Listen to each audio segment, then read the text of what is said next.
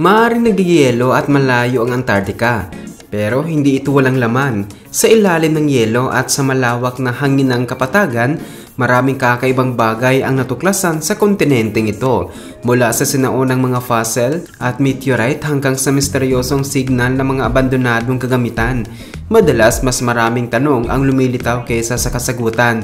Sa kabila ng matinding lamig, patuloy pa rin ang mga siyentipiko at manlalakbay sa pagtuklas ng mga lihim na maaaring baguhin ang ating pagkaintindi sa ating planeta. Tara na at sumama sa paglalakbay sa isa sa pinakamatinding lugar sa buong mundo, dahil narito ang pinakakakaibang bagay na natagpuan sa Antarctica. Una ay pag-usapan natin ang nawawalang kontinente sa ilalim ng Antarctica. Ang Antarctica ay parang isang napakalaking bloke ng yelo na sakop ng niebe. Pero sa ilalim ng lahat ng yelong ito, may lupa at bato tulad ng anumang ibang kontinente, ay mas malamig nga lang. Dahil sa makabagong teknolohiya, nagawa na nating silipin ang ilalim ng mga patong ng yelo. Isang grupo ng mga mananaliksik mula sa Germany at Britain ang gumamit ng datos mula sa GOCE satellite ng European Space Agency. Gamit ang gravity images, naipakita nila ang tunay na hugis ng lupa sa ilalim ng yelo. Dahil dito, natuklasan nila ang isang hanay na mga nawawalang kontinente sa ilalim ng Antarctica. Nakita nila ang mga natiklop na tectonic plates bago pa ito naging bundok at tinatawag na cratons, ang pinakamatandang parte ng crust ng mundo. Malaking tulong ito para maunawaan kung paano nabuo ang Antarctica at paano ito maaring magbago sa hinaharap, lalo na dahil sa patuloy na pagkatunaw ng yelo sa rehiyon. At narito rin ang bagong buhay sa ilalim ng yelo. Ang Lake Vostok ay isang napakalaking lawa sa Antarctica na matagal nang natatakpan ng yelo. Halos 13,000 feet ang kapal, milyon-milyong taon na raw itong nakatago. Ang tanong, may mabubuhay kaya sa ganoong lamig, dilim at kapal ng yelo? Sa hindi inaasahang paraan, may nakita ang mga siyentipiko na tila buhay pa rin sa ilalim. Dahil sa bigat ng yelo, sobrang taas ng pressure sa tubig sa ilalim at posibleng dito nabubuhay ang ilang kakaibang organismo. Habang sinusuri ng mga eksperto ang yelo, may mga natuklasan silang mahigit 3,000 iba't ibang klase ng DNA, kasama na ang mga bakterya, mga tinatawag na eukaryote at archaea. Pero ang pinaka nakakakilabot na natuklasan nila ay mga organismong hindi tumutugma sa alinmang kilalang DNA sa mundo. Ano kaya ito? Sinaunang anyo ng buhay? DNA ng mga dinosaur? O baka aliens na naman? Oo nga naman, laging aliens ang hinala ng marami. At narito rin ang nawawalang pitaka na natagpuan pagkalipas ng dekada.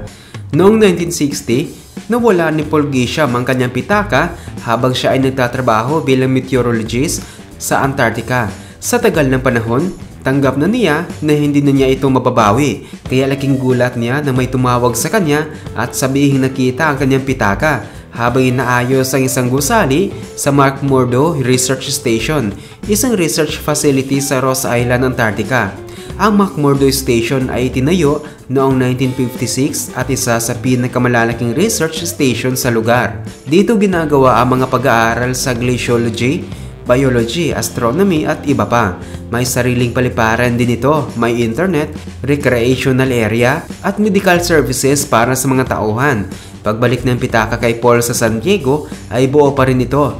Nasa loob pa rin ang kanyang ID, driver's license, mga resibo, isang referee card para sa mga biological at chemical study, at maging bear ration card. Talagang nakakagulat ang nakakatuwang kwentong ito. At narito rin ang mga pyramid sa ilalim ng yelo.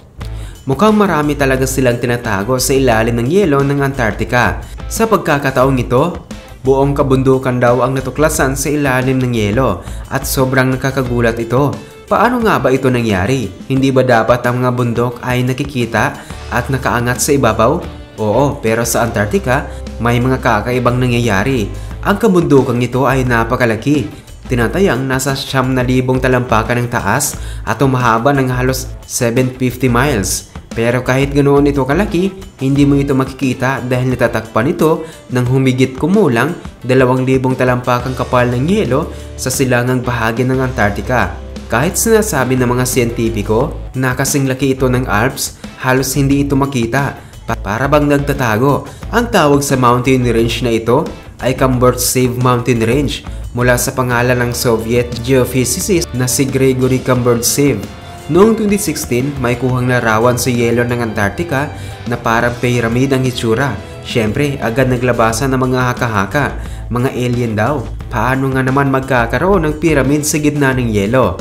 May nagsabi rin na baka sinaunang tao raw ang nagtayo nito, gaya ng mga pyramid sa Egypt. Pero para sa iba, masyadong nakakaantok yung paliwanag na yon. Mas exciting kung alien ang may gawa.